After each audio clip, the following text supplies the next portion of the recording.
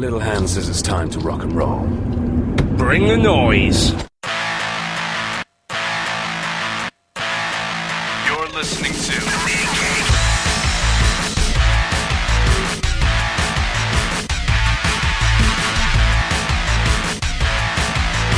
Comics Podcasting on the edge of civility. You're listening to the MeanGeek episode 171. Hello, is this on? Is this thing on? Quack, quack, quack. Ah, the Reverend now pipes up. It's about Quack. time. Listen, turn that goddamn piece of shit movie down. Because I have no desire to hear Ronnie Cox being a dipshit again. I had enough of that shit in RoboCop. Yeah, she got a pointy-ass nose. So, here's the thing. It's a new episode. It's the indie episode, and we got a huge pile. And just so you know who you're listening to talking about these crazy-ass books, I am the Tech Jedi, Adrian Hunter, and this schmo over here Hello. is the Reverend Mad Duck, Quack. Bill McGinnis. Say hello I did. in non-duck language. I said hello first, and then I said quack. Say it again. What? Do it when I tell you. No! I hate you. I am not a performing monkey. You most certainly are. Shit. If you're any kind of performing anything, a monkey is what you'd be. And you will admit that in 3, 2, 1. I'm definitely, there are cat people, there are dog people, I'm a monkey person. And there we go. So, yeah. It's been a little bit. There's been a couple of things happen since the last time we recorded. First of them being Free Comic Book Day. Yes. Which we attended with the requisite gaggle of younger nerds. A full fucking busload. Yep, had to rent a minivan for it. It was kind of insane. Everyone But, did quite well, although everyone some of their did really choices well. were a little surprising for me. Yeah, when I tell somebody, here's $10, it's Free Comic Book Day, you're in a comic shop, go find some stuff. The last thing I expect is them to come back to me and say, I need $4 more for a sonic screwdriver. No, dummy, get 10 comic books. But 2 of them wanted it, so 2 of them got it. And I was $18 out instead of... Terrible. I don't like Doctor Who. You don't like Doctor Who. I don't know why they like Doctor Who. Everybody else likes Doctor Who. But I accommodated them, so whatever. That was very nice. A couple of them did get comics. I actually dug a few things out for several of your nieces and nephews. Yeah, that was very nice. Did your niece end up getting the Snarks or no? Or did you put those back? Snarks. Snarked? That Snark. Boom book about Alice in Wonderland? Oh, no, I told you to set them aside, and then I forgot about them. Oops. Nah, she got plenty of books as it was. And she was very happy with the day. She got found her that outvoted, Thor. though. What? I found her that Thor. She loved the Thor. She did, in fact, dig on the Thor. She's getting disappointed, though, because everybody outvoted her on seeing Amazing Spider-Man versus Captain America. So... Well, from the reviews I'm reading, she might not have been that disappointed. Although, Yeah. for her age, probably the Spider-Man would have been the better choice. Yeah. But... The needs of the many outweigh the needs of the one. Or the one who's paying. As is so often the case. That's the way you do shit. Whoa. We got explosions in the dinosaur movie? Of course we do. Come on. And why did he ever put the axe down? I think that's a new axe. Oh, a new axe. I didn't like most of the Free Comic Book Day books. I ain't gonna lie. I didn't get all that many. I did not buy a ton of stuff, so I got a couple. You bought all their stuff, so you got everything they had to get. You did get the Yes. mouse guard, which is always nice. Yeah, that was nice to have. I got a tick that I enjoyed. The illustrated history of hip-hop was pretty good. I did not get that. I remember all them. Melly Mel, motherfucker! There was a Curtis Blow! There was a Fubar.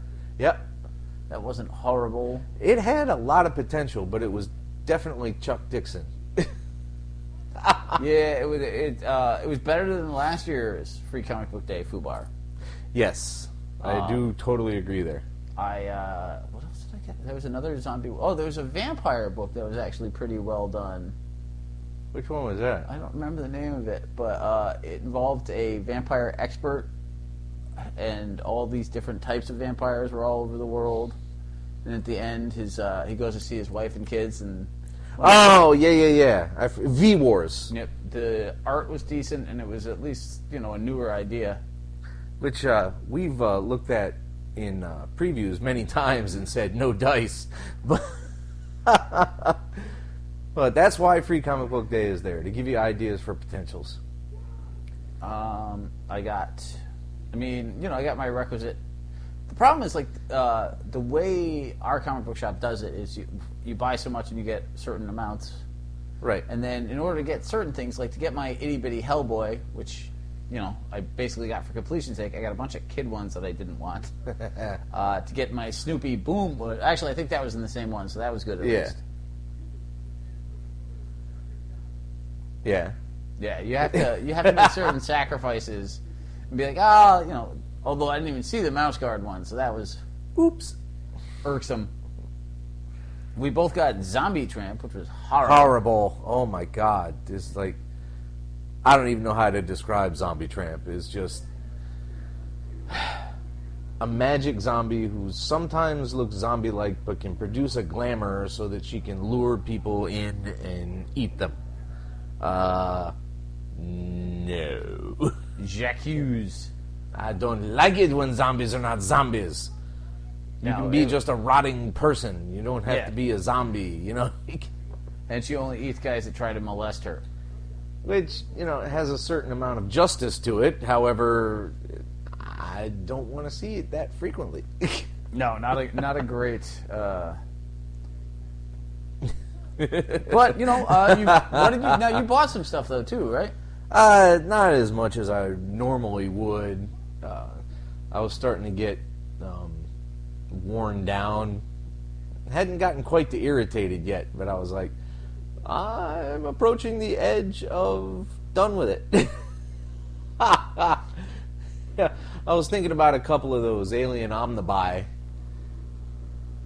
Those look pretty good. Because the high, like you said, the highs are high and the lows are oh fuck. Yeah, Alien miniseries have always been a mixed bag at best for me, but I can see at half off. Yeah. I did get those 2 compilations of the Star Wars Archie Goodwin strips. Yeah, I'm looking forward to those. Right after the other 22 trade paperbacks I've acquired in the last 2 months. A little work to be done there? A little bit.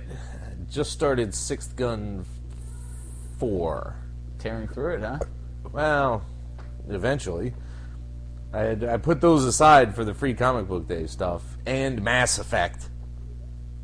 Which I have finished all 3 now. All 3 games? All 3 games. Holy guacamole. Yeah, that shit is addicting and amazing and just, heartbreaking. What do you mean Liara doesn't love me anymore? I know I slept with the yeoman, but we didn't even break up, so why would she talk to me? Oh, dear God. That actually happened. I gathered that.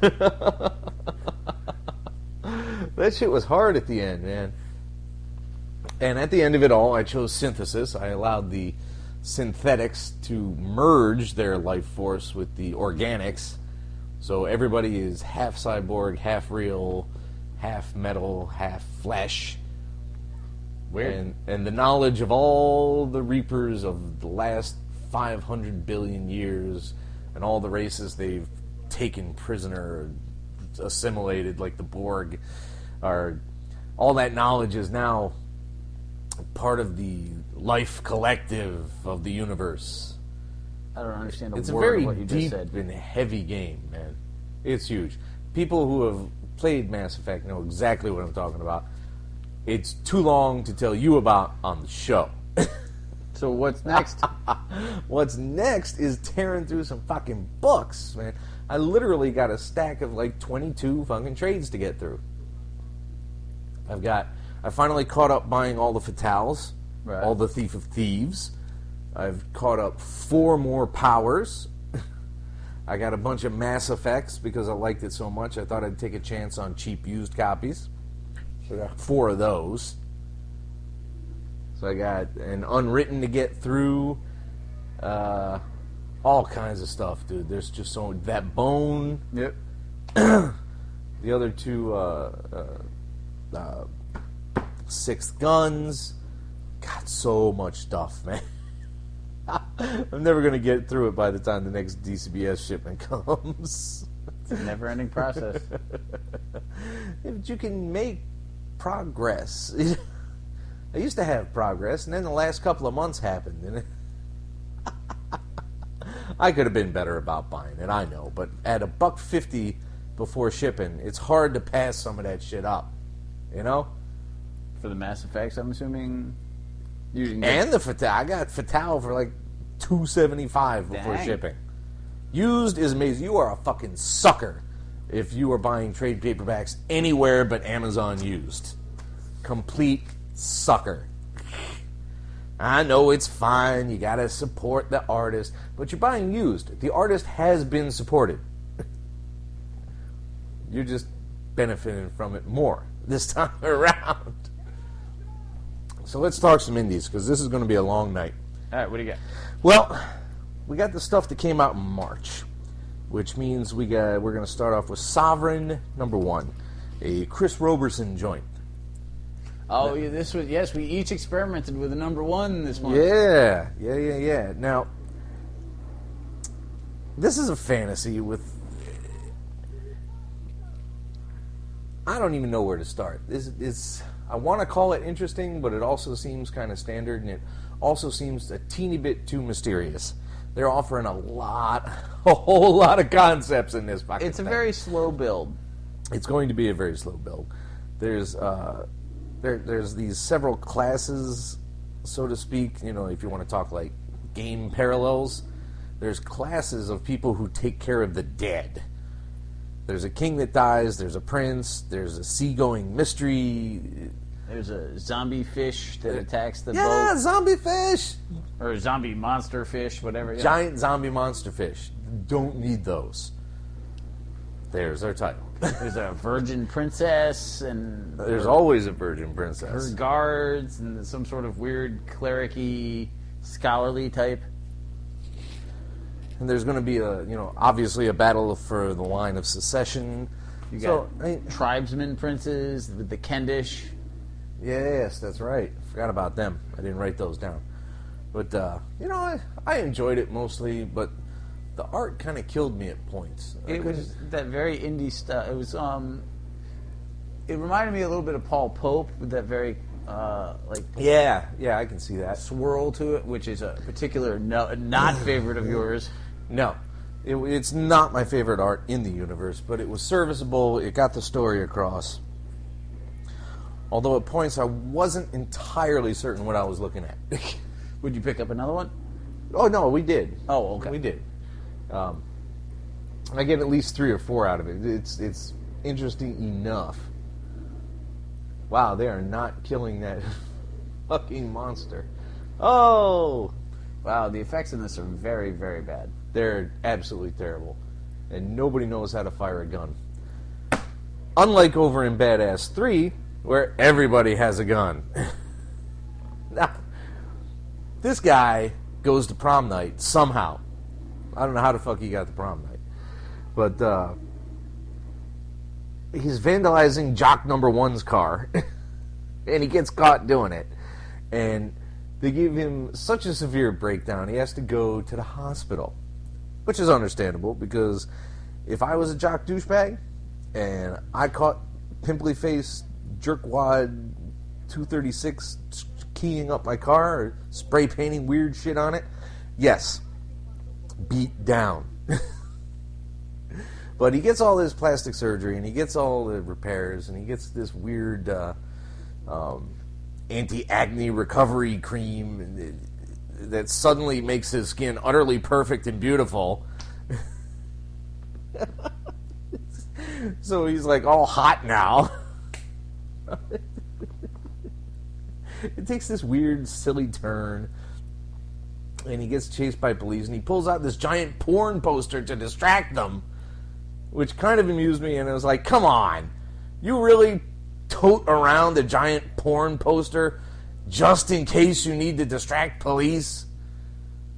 You're straining my credulity, sir. It's a very ridiculous book. It has evolved enough to be kind of amusing. Like, I'm curious to see how it ends. I don't Slightly know more. I don't know that I would buy Badass 2. But Black Snake is pretty damn amusing. So, out of nowhere, how does he become this giant seduction and academic genius just because of an accident? It's not really delved into that deeply. Like, something obviously happened that they're not saying. Hopefully they'll put it in number 4, which, whatever. I don't care about this book, yo. It's just too weird. So, in SkullKickers 25... We jump quickly off of that. Yes. A Dozen Cousins and a Crumpled Crown, Part 1. All I really have to say about this, and I'll let you do the heavy lifting on this one, but all I have to say about it is Dwarven Snow Swimmers and Pet Dwarves, enough said. This was so Snow Swimmers! so damn funny. You've got these weird dwarven... Basically, dwarf and guy have younger, better-looking, less douchebaggy counterparts. Yes. They're all running around. Dwarf is, meanwhile, dead, but still moving. Elf is utterly confused. No one likes anyone else. I think SkullKickers is a hoot. I do find, however, it is a graphic read, much easier. The individual issues are so insane that... You got to give credit to like the pure like Jim Zub writes some insane things. And there's a Snow Swimmers. There's a nice progression in this though of how ridiculous it goes, but without losing the plot points at all. So I think it's a really fun book. I do enjoy them. We get them haphazardly. Oh no, this has been fairly consistent since they actually went back to numbering. Oh, okay. But I just didn't understand what I was ordering at points. Like, oh, another number one. Had a different name. Why is there 4 number 1s in a row? But I think SkullKickers is an out-and-out joy and well worth reading. It's some funny shit, and I will keep getting the motherfucker. We take a little bit of a downturn now, where... I've said it before. I want to like Starlight Sam. This is number 7, by the way, just so everybody knows. There's more screwing. The crew gets wasted and fuck up an episode because the star decides that he doesn't want to deal with his case of scotch tonight and just hands it out to the boys. He's been saved from drinking by deviant sexuality. What? I would think they're concurrent. I've never gotten deviant without a good belt. I have to say, this book definitely has taken a turn for the Chaykin. Like, the perverse level shot up hugely. Way up, man. Our lead character is really a messed up dude, but he is drinking less. Like, somehow this quest to understand his father's obsession with pictures of women has turned him into a sexual deviant, giving him more confidence. Enough to just pick up random lonely housewives at the Meet Satellite Sam line at the department store. And at the same time, he's, controlling his show. He's standing up to people. He's messing with the hot co-star. He's banging every other co-star. So somehow, some bit of his father did rub off, so to speak. There's a lot of rubbing off to this book, I suspect. Oh, the Pteranodon's here.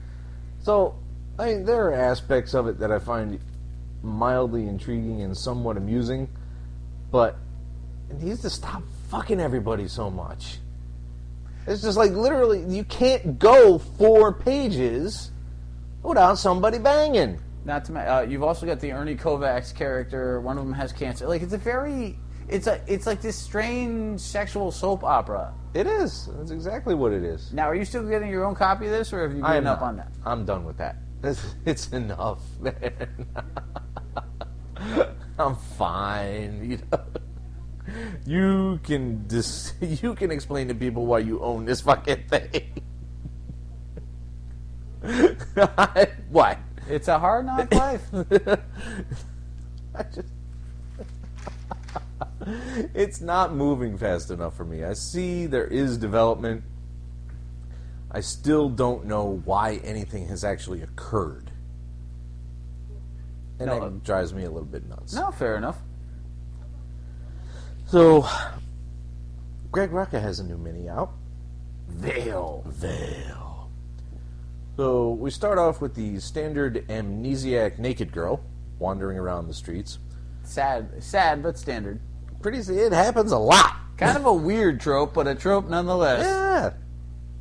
Now, it's like, wow, I'm naked and I don't know where I am. Let me move. Like, now I know I'm not your average comic superhero. I get it a lot. But if I woke up with no memory, buck naked in the middle of Times Square, like, my ass would be hiding in a trash can. Yeah. Like, I'd be mugging something, like, just wandering the streets with my Johnson wiggling out. No, fuck no. Like, it's a bad idea. You know, I mean, first off, it's very tender, and those streets are just filthy. Like, and of course, the natural thing you expect to occur does in fact occur. That being a couple of gangbangers decide, well, naked chick on the street must belong to me. And then they get fucked. Which seems a bit of a jump, really. You know, because he instantly, that big, dumb, the really dumb fuck. Right. The lead fuck. He just comes out and he's like, I saw her first. She must be mine. Dibs! Like, that's a lot of entitlement right there. You're surrounded by hundreds of other people. And you saw the naked girl first, so she's yours? Really, man? My whole thing is, like, if... why didn't somebody call the police as soon as there was a naked chick running around? 2,000 people would have gotten involved. Like, yeah. It was just ridiculous. But then she shows mind control powers and fucks them all up. And the one nice guy gangbanger that she meets, of course, stays friendly even when she's psycho murdering people. Yeah. And there's a weird-looking talking rat thing, just to throw that in there. Let's not forget that. But it's all handled with Rucka style, so I'm fine. It was a little odd. It was definitely not my favorite thing ever, but it was interesting. Yeah. And the rat was kind of cute in his own way. And it's going to be short, so that's fine. Hopefully he won't turn it into a, full-length thingamajigger. Full length. That's what we can say about Captain Midnight. No, we can't. I don't know why that came out. That doesn't make any sense. No, not. You're not helping me tonight. I didn't see that one coming. Like, I try to block the dumb statements, but sometimes your stupidity is overwhelming. Like, This is number 9 of Captain Midnight, and there's been a lot happening in these 9 issues. Although I'm pretty sure I'm about done with it. Really? Now, well, Fury Shark has been picked up after the final showdown, so what have I got to look forward to? I mean, they have a big fight. She gets mad. She feels that she must have her vengeance. She's been impugned because Cap killed her pop, which makes sense. I would definitely be going after somebody that killed my pop. Yeah, that is fair. But, there's a pretty standardized battle going on there. She gets captured. No, T-Rexes cannot eat helicopters. Jesus Christ. Stupid movie. They talk in prison. And she gives him all kinds of crap, screwing with his head. But Helios shows up, teleports into the cage she's in, blows her the fuck away, and says, "Sorry, Cap. Had to do it. You wouldn't. Bye. Bye. Bye." Teleports out, and poor Cap is like, I kind of needed information she had, asshole. They're going for that pure pulp style, which I love, but I just don't think Captain Midnight works for me. Like, there's a lot of mystery. The Cap character has not shown any real character. Not yet. The sidekicks they've moved away from that. Like, I just don't care about most of this. Yeah, and it's been 9 issues, and I really would have hoped for a bit more by now. And we missed like 1 or 2, I think. Maybe 1. Maybe 1. Maybe. But, like, you know, we've gone back and tried, like, the first 3 issues, because we had 0, 1, 2, and 3. The first storyline was kind of interesting.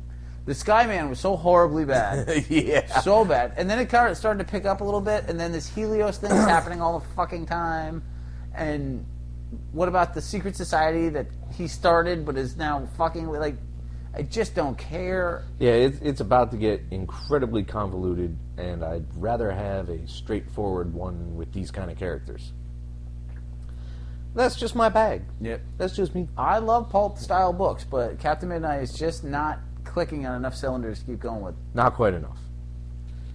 Revival, however. Number 18 with one creepy-ass cover to it. Yeah, that was... Oh, my God. This burned up the husk of a guy with a fucking balaclava or some shit. A ski mask here.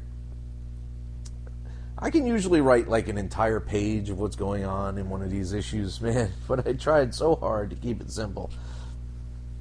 Now, you want to break Revival down here. Let me break this down for you. Yeah. The golden thing is still floating in the woods. Everyone basically hates everyone else unless they're secretly thinking about banging. Yeah. The only jolly character is the gay detective, and they haven't done a damn thing with that guy other than, hey, I'm gay.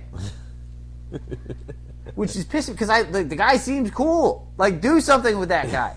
The reporter's miserable. Both daughters are miserable. The sheriff's miserable. The entire town is populated by old fucks with facial hair who are basically interchangeable except for the occasional eye patch. Yeah. Like, how many times do you have to be like, which old fuck are you? Are you sheriff old fuck? Jack LaLanne woman-banging old fuck? Or gun-toting liberal insane old fuck? It's all true, man. Like, I love Revival, but, like, when's the last time something happened?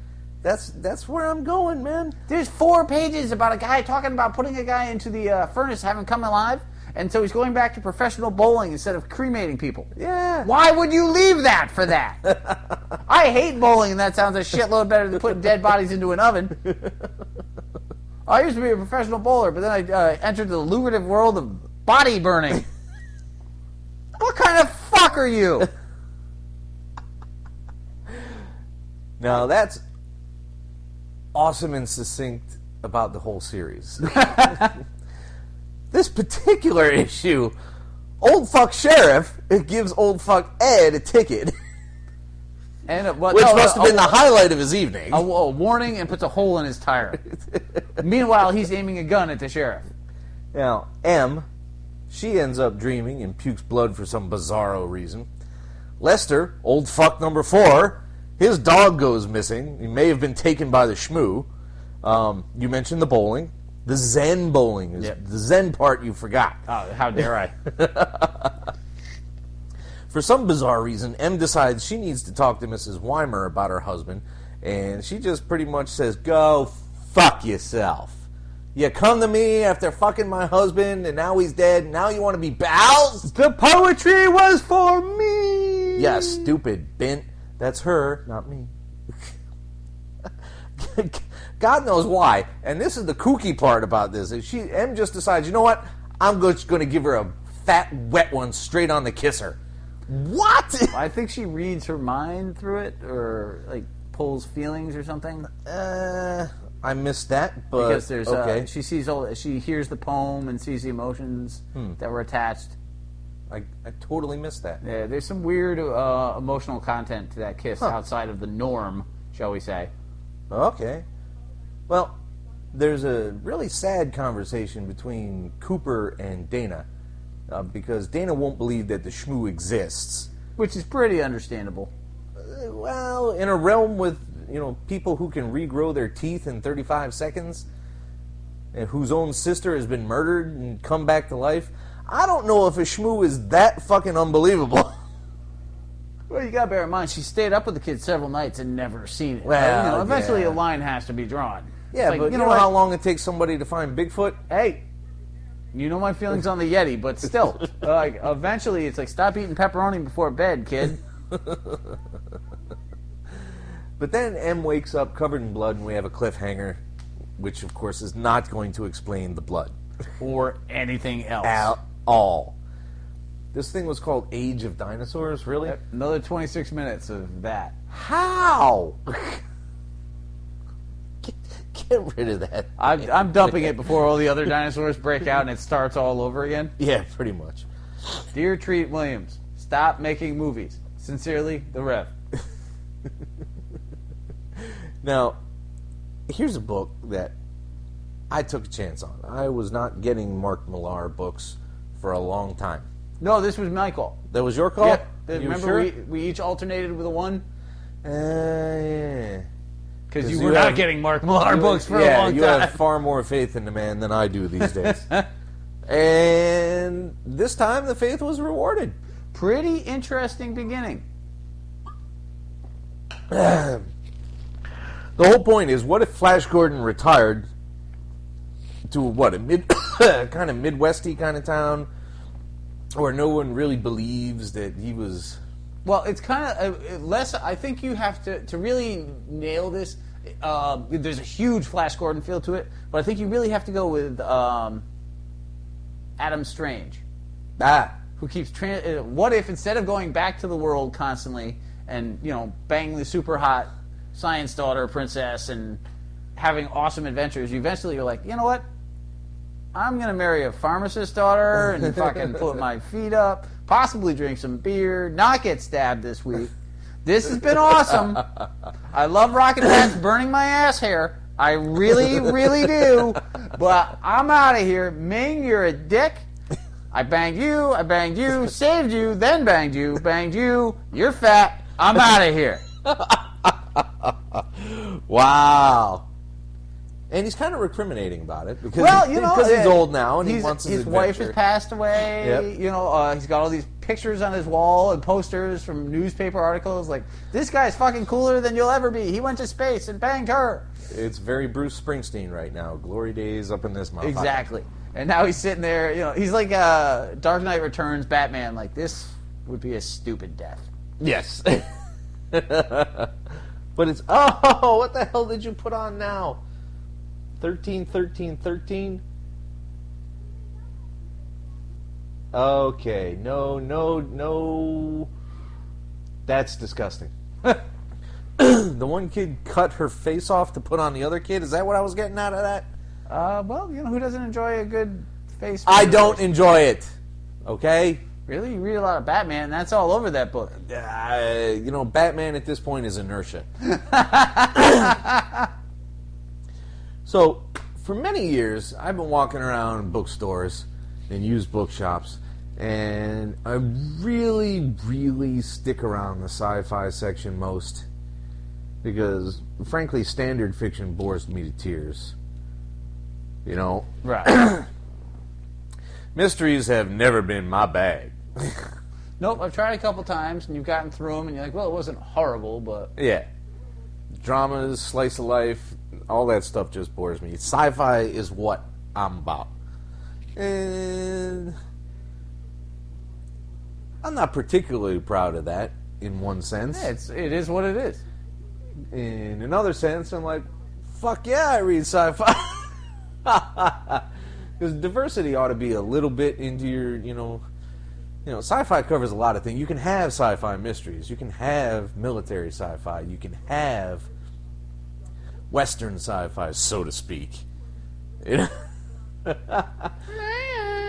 have pure hard science sci-fi. If you can think of a genre, you can shuck it in space. Sci-fi samurais all over the place. There's tons of those. Those aren't really done very well most of the time. Better than sci-fi westerns, usually. Yes. But they all exist. You can put them on a spaceship, and you put ion in front of everything, and suddenly it's fucking sci-fi. Tachyons. But, particles. Just particles. Just get some end it with of some particles. Yeah, the Manuro particle that comes out of the Horsehead Nebula. See, get that? No, it doesn't work. You can't have those. Space westerns suck. Except for Firefly.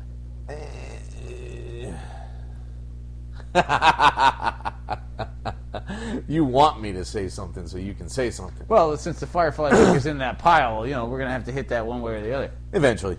No, but the one thing I've passed up on and on was the Honor Harrington series, which is a very long series with many, many, many books. It's been out for a very long time. And it's about this woman named Honor Harrington. That's her name, Honor. I've read dumber names in books, so whatever. Doesn't matter. They finally gave her a comic about her. So they're starting off adapting her first novel, On Basilisk Station. Not a whole lot happened in this thing. She was sent to a new place to take over, where she has to take over from this asshole lieutenant who abused her in the academy and some horse shit. And there's a frightening amount of back matter in here to tell you all about the Harrington verse. Yeah, it was a very dry book. And also, and this isn't very minor, but big pet peeve, the style in which the dialogue was written is that vaguely handwritten. I've never enjoyed that. It's not a huge concern, but it definitely, it always takes me out of it. I could not, I basically skimmed this thing. Every time I tried to read something, it was 80 pages of text about science, and I'm like, fuck off. Military sci-fi and hard sci-fi, which this appears to be a combination of the two, are two of my least favorite things, so it's whoa! Instead of chocolate peanut, it's well, here's, mud shark and fucking snake venom. Enjoy yourself. You got your mud shark and my snake venom. You got your snake venom on my mud shark. Let's give it to Rev. No, fuck, don't give it to Rev. Rev does not want it. Thank you very much. Let's give it to Rev. Look, Rev hates it. And Rev does, yeah. So, I'm sure they're fine books. He won't eat it. He hates everything. I'm sure 32 books about Honor Blessington or whatever the fuck her name is phenomenal, but as far as the phrase the honor verse go, I don't even have words for how much I don't care. Well, I made that up. I don't know. There's no nobody's actually calling it the honor verse. Okay? Well, that would be Klingon. You should put that out there, see if you get an honorarium. No. I know where you're going with that. It didn't work. No. I thought it was worthwhile reading for the moment. It is definitely more in your wheelhouse than mine. I want a sci-fi book out there. I'm not judging you for that. I'm just saying, for me, this was really dry. And then also, it's yet another example of I'm so much better than everyone. And those characters just... That character, yeah, the uber character, the archetype hero, perfect being character. I'm smarter, faster, hotter, tougher. Guy, girl, either way, that just drives me up a fucking wall. What are your flaws? Well, sometimes I work too hard. Fuck off with you. I'm with you. Those things, too many of those kind of characters can be, it's just irritating. So maybe Honor Harrington will last, and maybe they won't. But if you like hard sci-fi, if you like military sci-fi, this is definitely, jumping right in. Apparently, every 5 issues would be a new book, so that's kind of neat. 5 issues for a book? Well, I never read them, so, maybe that's about right. Maybe most of it's padding, and I don't know. It's hard to say. We'll see how it goes. Obviously, you're interested enough to keep going, so... Yeah. For a little while. We'll give it this first 5 and decide. Come on. There was no need to run that damn thing over. Giant douchebag. Now, here's some sci-fi that you saw in the previews and went, Rev gotta have it. StarSlammers Remastered #1. Very excited. Walt Simonson's mercenary rescue our planet team is back again from 80s obscurity. Now, this is not the Bravura 6-issue StarSlammers miniseries. It is not. This is actually a retelling of the Marvel graphic novel StarSlammers. Yeah. So, I don't know. I think there are enough issues that they'll go from this into that. Maybe. Wasn't there an Epic series? Not that I'm aware of. I swore it was Epic. But, yeah, I have the original graphic, and I have a few of the Bravura ones. Or Malibu, I guess. Bravura, label under the Malibu, whatever. Well, Bravura was the Dark Horse. No, Legend was the Dark Horse imprint. Bravura, yeah, you're right. Bravura. How the fuck you say that name? Bravura was the Malibu creator-owned imprint. Right. There we go. Now we got our history out of the way. Which featured Howard Chaykin. Ew! Hey! Why did you smush and eat the spider, little girl? Howard Chaykin's Power and Glory. Yep, Power and Glory was part of that. Jim Starlin's Breed. Breed was part of that. What else? StarSlammers and... I believe... Yeah? Dreadstar fell under that for a while. Ooh. I don't know if that was the Peter David one or one of, but... Wasn't that Jim Starlin's? Maybe? I thought that was his. This is one creepy-ass show. Horrible things happen at 13 after 1 every day. I don't like it. So, yeah. The thing is, there's... They're mercenaries. They take a job, but they're betrayed. And they win through anyway. Oh, well, they always win. Because they're that fucking cool. But they're not the uber better than everybody else routine, which is fine. They are and they are. They share a hive mind, which allows them to tap into every previous StarSlammers experiences. So there's no situation that they haven't already conquered, in a sense, or dealt with. Yeah, but that's not a couple of individual people that are, just that much more awesome. It's, holy crap, what's wrong with this movie? They're busy collecting weapons and doing jobs and making money so that they can take back their own world, which was taken by the the war of something or another. Come on, if you want that kind of detail from me, just no. I will say though, did you notice how much the hero looked exactly like Luke Skywalker? Oh The crap! little blonde hair. Yeah. I'm like, yeah. I totally didn't catch that right off. Why isn't someone stopping that poor woman from just totally destroying her own wound? Well, these doctors aren't very good, are they? Well, it's a bad horror movie. You want details. I do want details. Damn it. So yeah, it's a good book. I rather enjoy it. Now, you'd never read them before, right? I hadn't.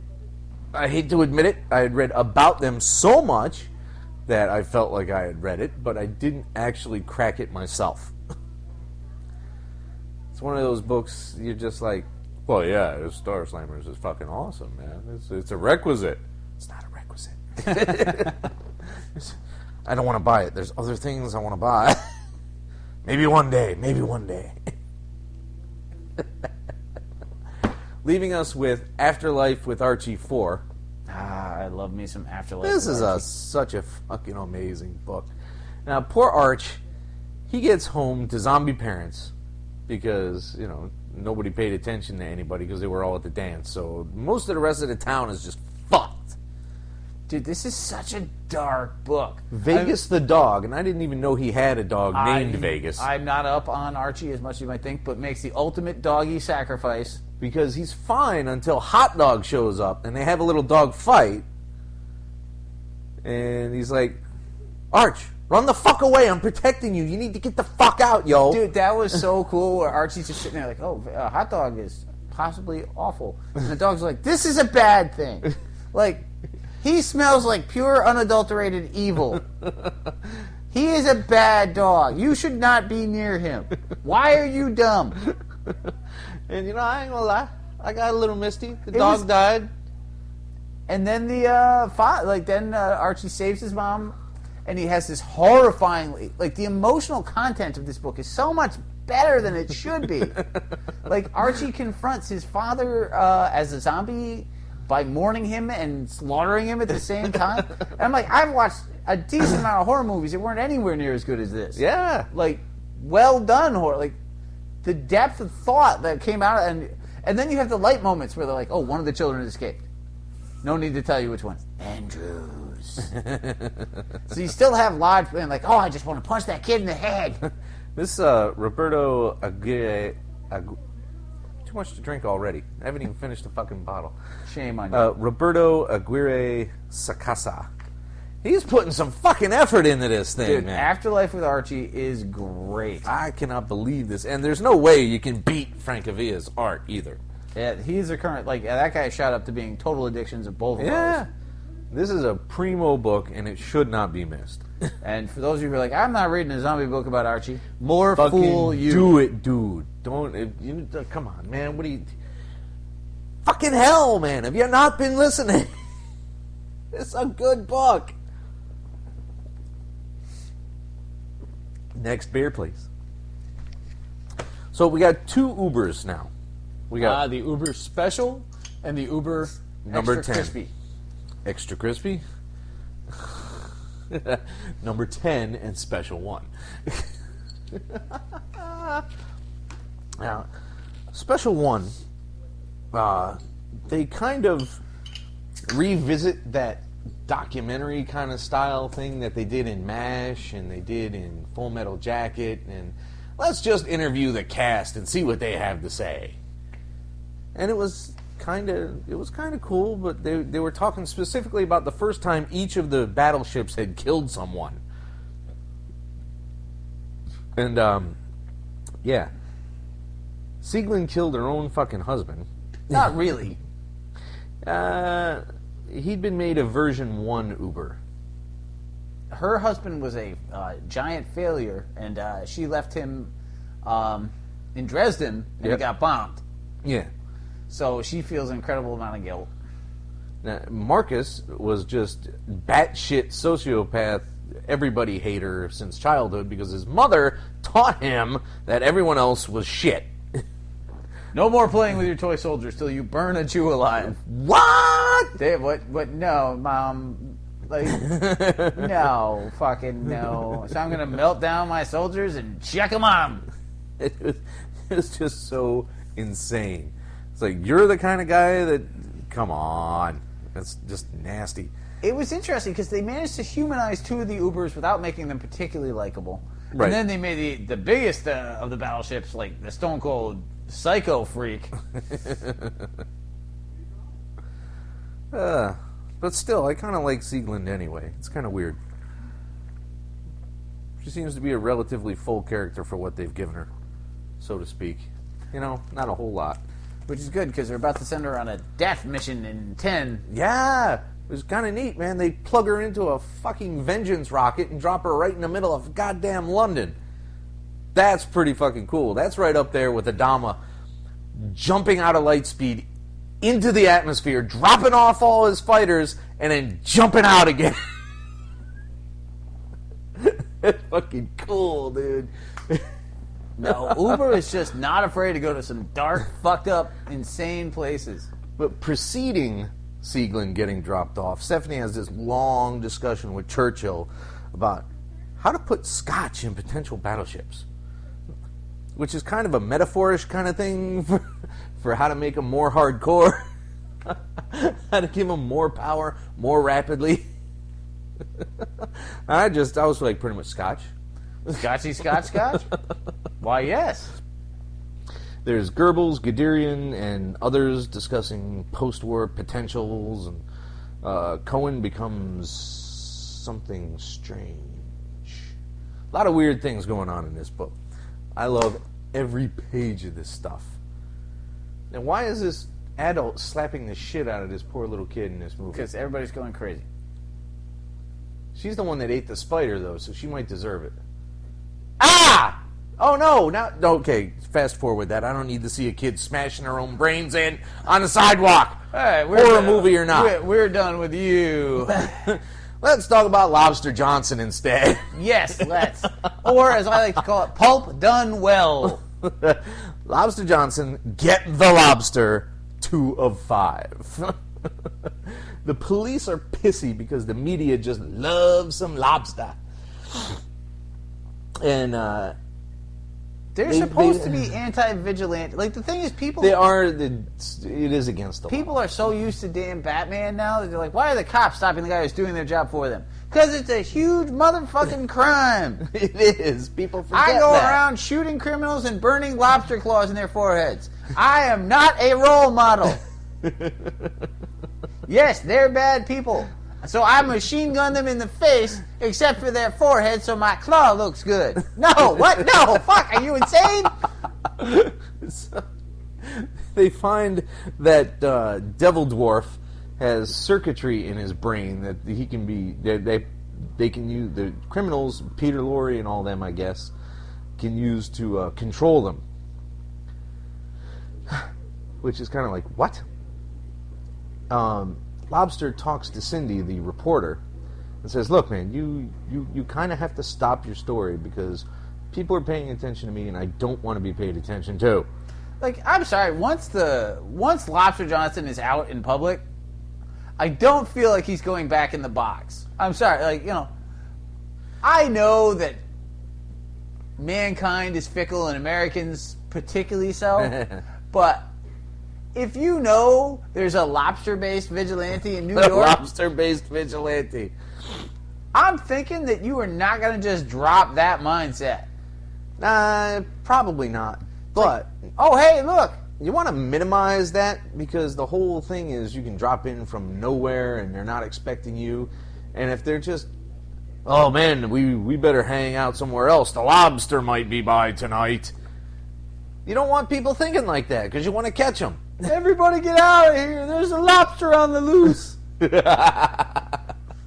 Little Saturday Night Live Bill Murray humor for you.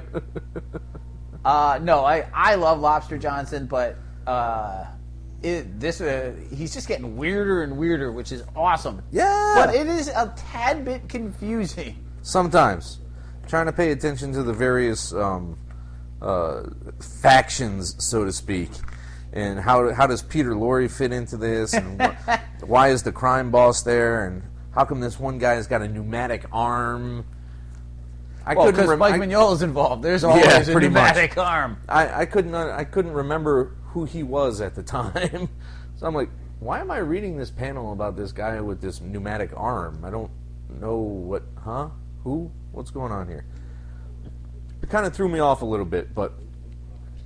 I don't find problems with pneumatic arms to begin with, so I guess it's okay. The thing is, the whole Mignola-verse, or whatever you want to call the Hellboy world, whatever. Yeah. There is this, and I am a huge fan of Hellboy. I love Witchfinder. We both like Baltimore. Yeah. I love Lobster Johnson, as you know. All this crap. Huge fan. But I think in a lot of the stories, there's this tendency to be like, well...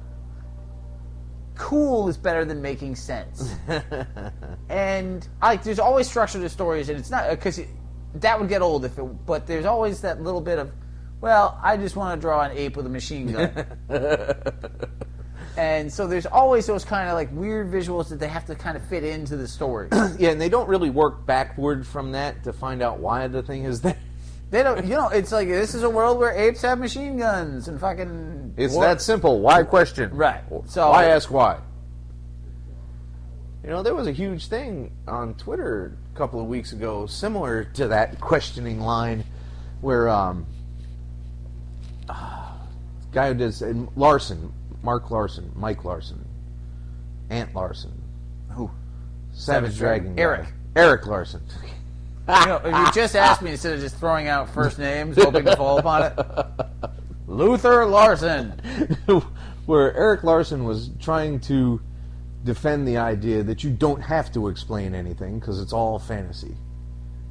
And I'm like, well, kinda here and there, but there are some limits you gotta just realize are there. You know? Well, I don't have I mean, Superman, the problem with that, I don't disagree with him. Like, sometimes you just have to accept the world for what the world is. But if you never really define what's acceptable and not acceptable in the world, you get to the point of 50s Superman. Yes. Yeah. Or 50s Batman, where, like, oh, let me get my ice raft flotilla pill out of my belt and we'll float to safety, Robin. Yeah, and that's where I was going with it. At some point, you got to place some kind of stricture on it so people don't go, oh, come on! But you know what? If the world is crazy enough, you don't go, oh, come on. But I feel like your average comic reader, because in this day and age they are older and they are reading a lot of different things, is going to be like, dude, this is, people like the Savage Dragon because it is savage, because it goes to places that nobody else goes. Like, I bought that huge first 50 issues graphic, and you ended up enjoying that far more than you thought you would. Right. Because it's pure lunacy. But there wasn't anything that needed explaining to begin with. Well, you still... dart through darts. Big fucking deal. What's there to explain about that? There's still no origin of the Savage Dragon or any of them. Well, you can hold off on an origin. If you keep it mysterious enough... look how long Wolverine lasted without an origin. He'd still be doing fine if it wasn't for that stupid origin book in 2002. And we certainly don't need Origin 2. Because... But no, all you got to say, even give us a half-assed one, all right? Saying that, Superman sucks up solar energy in his cells and he just uses it to fly. That's plenty. That's plenty. I don't need to know that he's got an organ in his body that converts photons into anti-gravitons. That's too far. I don't need that. Keep your graviton to yourself, sir. But I need something more than just, because he's from another planet, man. That's... So? What, physics changes over there? In my universe it does. Hey, Keep smoking, buddy. The thing is, if you're really enjoying it, it doesn't matter. But sometimes you lose people's enjoyment by not having some sort of basis for certain things. Going too scientifically behind the powers and whatnot. There are a lot of books that try and do that, and it becomes really generally awful. It can get tedious and it can get stupid, and especially if people aren't bothering to research anything. And then you just come out with stuff that goes, really, pal? There's a fine line between, oh, come on! And, really, pal? And some people, if you have a world, for Eric Larson, it's about creating cool heroes and villains and then watching them die. And that's fine. I don't have a problem with him not needing to explain aspects of it because, quite honestly, if the explanation is going to be really bad... Who cares? Yeah, You may as well have done without it. Brain ape. It's a ape with Hitler's brain. Okay, just stop there. Well, there's not a lot to explain after that. Somebody transplanted it. It worked. Big fucking deal. And it turned out he did tell us eventually that Savage was in fact an alien. Did he? Yeah. That was, many dozens and dozens of issues later. But, that's all you really need for the most part. His race can regenerate really quickly. Great! I'm fine with that. But if you're just a mystery green guy with a fin, does that mean you were a mutant? Were you a genetic experiment? No, I'm just a green guy with a fin. I'm a dragon, bitch! Read the goddamn title! Sometimes it's simple, and a lot of times it ain't. But, you got to give somebody something. Like I said, though, if you're going to give me a crappy explanation, then just have fun and don't do it. Because so often they're like, oh, well, we have to explain this, and they come up with the dumbest shit, and it completely removes you. So yeah, I don't entirely agree with you. I get where you're coming from, because I've definitely been explain this to me, I don't get it. Why do you breathe fire? That's weird to me. Well, simple is always better. You can have a simple explanation. You don't have to go into, Xavier's neurons fire at 300,000 times the speed of other people's neurons, and that generates a psychic field that he can then manipulate with anti-psychons. No, too much. His brain can project thoughts. That's plenty. Yep. Keep your mid-chlorians to yourself. That's what happens when you ask for an explanation. Sometimes you get a fucking mid-chlorian. Yeah, but like I've said before, if midi-chlorians were in an Asimov book, no one would have shit to say. Yeah, because they if make somebody sense. If somebody had, midi-chlorians in a Heinlein book, no one would have shit to say. You know what? I'm going to disagree with you, because if the midi-chlorians were explained the way they were explained... Because you're assuming they're going to take the idea and then build real science around it. If they just came out and was like, oh, it's the midichlorians in the blood or how they have the Force, you'd be like, dude, did Heinlein bump his head and write this? Like, this is... Is this a Rupert Heinlein? His idiot younger cousin? No, I would Rupert B. Heinlein? I would not expect that much. Starship Poopers? What is this crap? I would not expect that much from Heinlein. I would expect that much from Asimov, because he was a professor of fucking chemistry and biophysics. But what I'm saying, if midichlorians... So he would figure out a way for midichlorians to fucking work. So would Heinlein, but it wouldn't be as scientifically cool as Asimov. Yeah. But that's the way they wrote. But if you just read midichlorians and that was the whole explanation, you'd be like, no, dude, what? No. You all need to back the fuck back. Is this like the boy and his pet rock book that you were writing in the early 50s there, Heinlein? That's your midichlorian right there. Me and my space rock are going to go on adventures. Right. Well, anyway, having established that we got wildly different ideas about that, Shocking. I think we share an idea that Curse is probably the worst book we've read this year. Oh my god. How do you make a werewolf suck? Turns out that Anton, irritating wolf boy, actually killed Laney's wife. Whoa, coincidence. He escapes, generating a flashback to another chase, and he falls into a well and gets recaptured. Neat werewolf twist, though. You want to tell him the twist? No, Oh. I don't. You have to tell him the twist. No, because I've got the plot, you get the twist. I got nothing to do with this book. Oh, you suck so much. The twist is that. I don't remember. Come on, help me out. No, I don't remember the fucking twist. You're not getting squat from me on this. I hate you so much. I don't remember the fucking twist. Oh, shit. Oh, yes, that's right. Eventually, they're permanently going to be a wolf because each moon cycle they change a little bit more. That's right. Which is an idea that... Is not terribly bad. No, but also, if you go back to early Hellboy, there was a werewolf character that every time, so eventually he was more wolf than man. Ah, and that was better done with better illustration. Like, I hate Curse so much, man. Like, blah, blah, blah. Oh, where's your championship ring? Oh, it's covered in wolf's blood. It's going to be a plot point. Like, oh, la, la, la. I'm an athlete. My son is sick. My wife is dead. My sister-in-law is a hot cop who hates me and wants to take my son from me for no apparent reason other than I don't have a job because I'm an athlete and I don't know what else to do with my life. So I'm going to hunt a werewolf serial killer.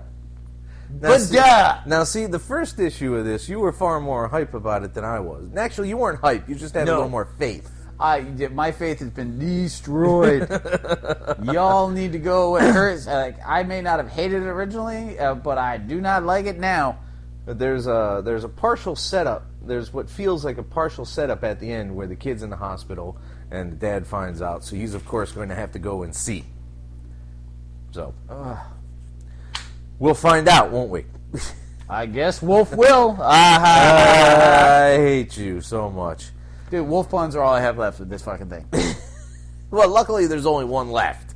Cannot wait to be free of this curse. Christ, I hate you. Serenity number 3, Leaves on the Wind. There's 5 fucking pages of River's dreamscape. Well, that's like every episode if you think about it. Nah, 5 pages in a comic book is 25 to 30% of the book. No, fair enough. A dream sequence in an episode is maybe 2 minutes long out of 44. So proportionately speaking, I wasted my fucking time with this book. But then there's this renegade guy who's just running around knocking people out on the ship one at a time, and nobody notices until Kaylee beats the fuck out of him with a giant monkey wrench, which kind of amused me and seemed seriously out of character as well. Yes, no, the thing about... Especially when she threatens torture! That's not Kaylee! Well, if you threaten everybody else, it is. But the thing about this book is that They have a really good feel for the characters on a light level. But there's no West, there's no real adventure. Jane's way too philosophical. Yeah, a little bit. Um, I was totally taken out of it when Kaylee starts talking torture. Yeah, there's a lot of things going on in this book where you're just like, you are not nailing what you need to nail for me. You really should have talked to your bro a little bit longer about this book. I think part of it is without Shepard and Wash, like you're losing. Yeah, they got no compass. And then you've lost your light character. Now you're counting on Kaylee. Like, yes, Wash was comedic relief, but you have that in Jane, and you have that in Mal, and you have that in pretty much every character. Yeah, they spread that out through the whole cast. But there's a lot of soul missing from this book. And there really the is. Mal and Nara relationship is nice, and the other relationship is nice, but I just want Jane to be a dumbass. And there's no Western to it. Like, There I really think isn't. everything that is done Serenity since the movie, all the comic attempts and whatnot, really is focusing on the science fiction and trying and not the Indiana Jones aspect of it. Yeah. Like the train job. There's nothing like those There's moments. no adventure, really. Right. It's just, it's like, bah. Like, I'm just not getting into this the way I wanted to. But you are getting into Doc Savage. Well, I am enjoying Doc Savage. This that one sounded reserved. The last one was a huge slap in the face with I'm going to end the death of everyone. I'm like, you're going too far. You're Doc Savage. Have some lobotomies, not bang your cousin, and go home, as I said last time. So in this one, we get to meet future member of the team, Roughneck. Roughneck, which is, stereotypical British punk girl number Oh my God. 2,360 fucking 2. And the thing is, I don't think that Doc Savage is translating well as it evolves more and more into the future. Like, put him in the fucking 30s. Like, that's where he belongs. Period pieces have rough times in comics, though. Well, you know what it is for me? Is that the science of Doc Savage doesn't last in a world of modern science. Like Doc Savage being an expert in chemistry and and munitions. Yes, thank you. Militia, good Christ. All these other things made sense when, first off, nobody was an expert, and then secondly, being an expert took about a week and a half. In 1930, knowing the most you could about chemistry took maybe 8 hours. That seems simplistic. Yeah, because it is, but it's not entirely wrong either. So yeah, chemistry, punk British chick. But like the whole Doc Savage being great at all things, the more complex things are, yeah, the less believable it becomes. I suppose. And the new team members and whatnot, like as we're moving forward, they're just throwing these people out there. There's no personality or character to them. Whereas this old team was 5 guys that you met in every adventure. They were you knew who they were. They were key plot points. Name any of the new guys. I can't name the old guys, dude. Yes, but you haven't read the books like I have. But you have read all these comics. Name one new guy. I can't. Now, they introduced a guy who failed out of the team, Watts, in this one. Yeah, who's tried to feel, what? He was trying to be just so smart. And he just wanted to be, I can be as smart as you, Doc. You watch. Here's my oil rig that blows up. What? And he's got to save the punk girl from the oil rig that blows up. And she's kind of mad about that, but she's also kind of happy, so she might join the team because he sees potential in her. Although how is beyond me, because all she does is wandering around being bitter, listening to her Walkman. How do you get potential out of that, man? Well, they talk about that in the book, that she becomes a super pilot. But it's also, she reminds him of the importance of, after failing the world by not giving it immortality, which, by the way, again, so morally not comfortable with the Doc Savage immortality that, bah humbug. So I love Doc Savage, and I think this book is fun, but the evolution of it, it's just like each issue, you're like, dude, just fucking go back to the first 2 where there's a guy with a brain machine. Like, that was awesome. I've got a machine that takes over your brain. Well, That's what I want to see him fight. Well, that's pulpy stuff. That's proper. And did you feel like the last issue? Well, the last issue had a super villain of sorts, but this issue where he's fighting desert fires, did that feel pulpy to you in any way? It was very Reddit there. Nice save. 2 people forget that, and we're it. And I only know about it because my pop. But Reddit there was not particularly pulpy, no. Right. So, okay. Yeah, I just I want Doc Savage the way I want Doc Savage, and I feel like they're doing some neat things with the book, but it's still not. But it could be moving away from what I want. It could be anybody but Doc Savage, and yeah, it would this be fine. issue particularly, like, you know, I mean, if you read a Wolverine book and it not once did he pop out his claws or bang a ridiculously hot chick 3 feet taller than him and just ran around, you know, talking philosophy and fighting forest fires, would you be like, ooh, yeah, love me some Wolverine? You'd be like, wait, what? It's true. Dude, you didn't cut anybody. Out of character circumstances. You're still heroic. You're still a nice fellow, but you ain't Wolverine. You're not being Wolverine. And that's what's happening to poor Doc Samson. Savage. Sorry. See? It's not him. That's the thing. Nice save. Star Wars 15. This episode's has to die. Going to the chapel, Leia. Gonna get mad. The long-winded arrangements for Leia's wedding on Arachar are happening throughout this issue. Dude, Arachar. Arachar. The pirate planet. Arachar. Luke fucks up in a training exercise because he's pissy at Leia. And because she's getting married. He's farm boy, so he's like, politics, I don't understand that. You can't marry someone you don't love. You must love. Wait a second. And he won't reveal anything to her because that's just going to be kooky. But he's just so mad. Stop being mad, Luke. Just fly shit. Well, you got to remember, we're back to Star Wars Luke, not Return or Empire. Like, he's an 18-year-old pissy kid who basically falls ass over tea kettle into the best situation he's ever going to fall. Not only does he join the rebellion, but he's a key member. And the fact that he's learning the Force is only negligibly the point. He basically helped save Leia, and he teamed up with the coolest guy in the rebellion. Like, do you think they were sitting there like, you know who we need is Luke?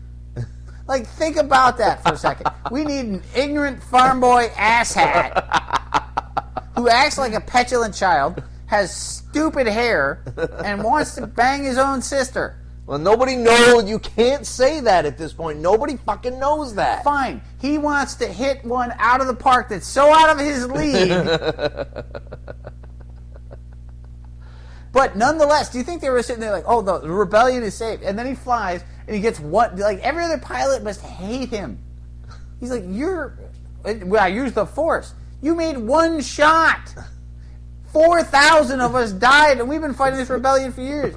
Your fucking punk country ass shows up, spreads some margarine on it, and fucking fires it home. What? Ew! Don't ever say shit like that again, man. Unbelievably. You're unbelievable. That's true, too. But you've got to admit that the whole idea of Luke being the savior of the rebellion flies in the face of, like, it's literally your basic kid fantasy where you get a hot girl, you get a cool best friend, you get this weird, awesome pal pet thing, you got a robotic genius as a servant/friend, and you're awesome at everything. Like, dude, the reality of Luke is, you're probably an idiot. Well, that's what he thinks, but not everything is really like that. I mean, he got grounded. So somebody is treating him like a regular fucking human being.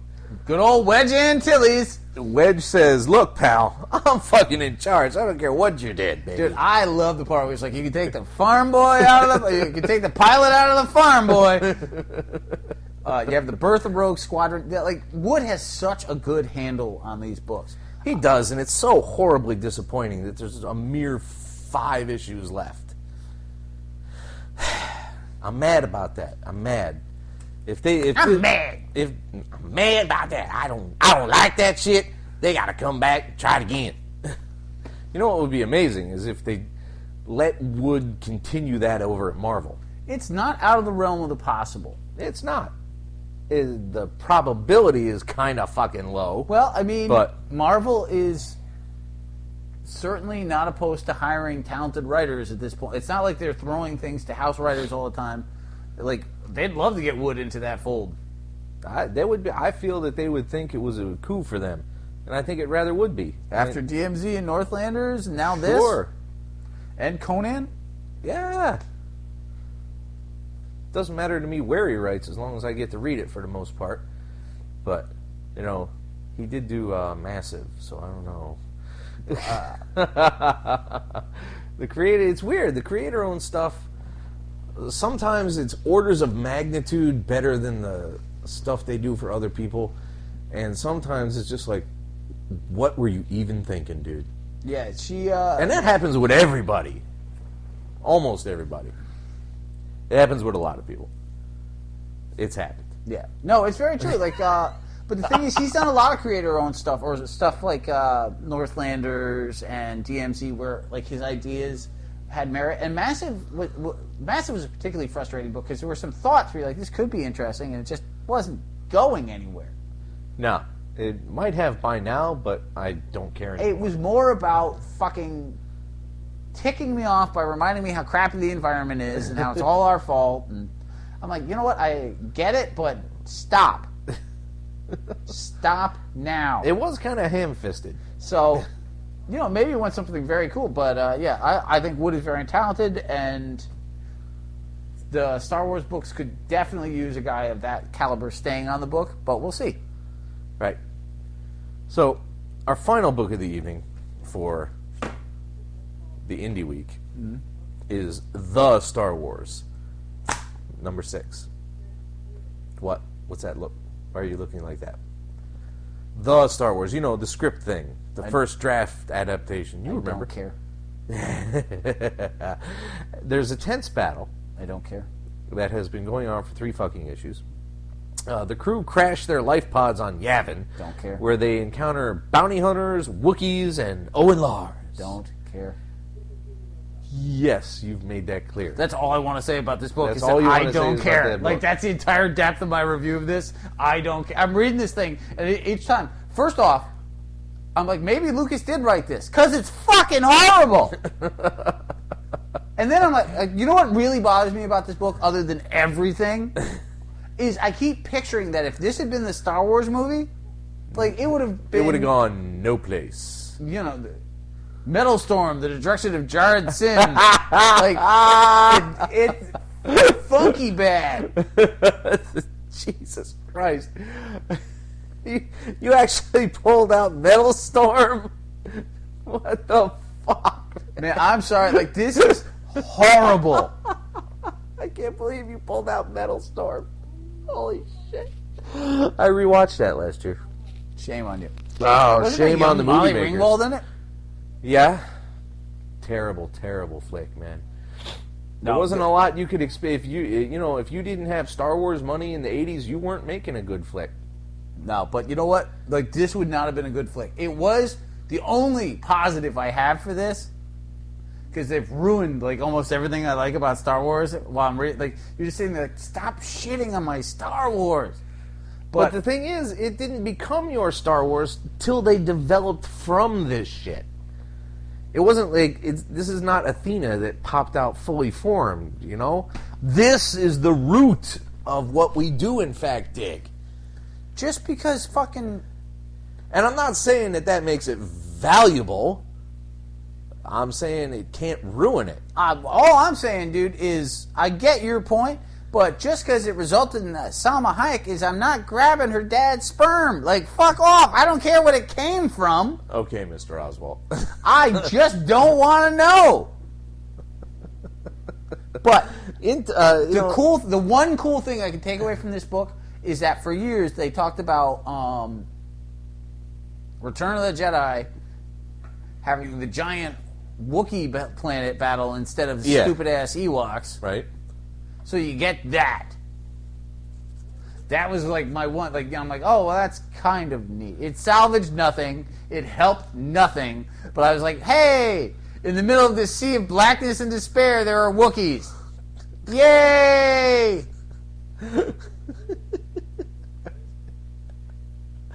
That's insane, man.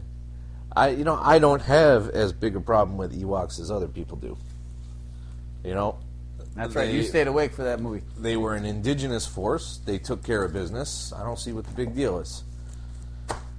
Waka waka Ewok. Just because we would have preferred Wookiees. Everybody should prefer Wookiees. Possibly. People do like Ewoks. You can't fuck with them about that. That's wrong. People like Willow, man. I marked them too. I think we call this one a night. Bless you, fuckers! And away. The Mean Geek is recorded live at the Reverend Mad Duck's apartment whenever the hell we can get to it. Find us on Facebook, Stitcher, Twitter under @TheMeanerGeek. Subscribe to us through RSS. Or we can be located at our own site, www.themeengeek.com. And most importantly of all, you can find us as a proud member of the Comics Podcast Network. Email us directly at TheMeanerGeek@gmail.com. Can I drink now? You may.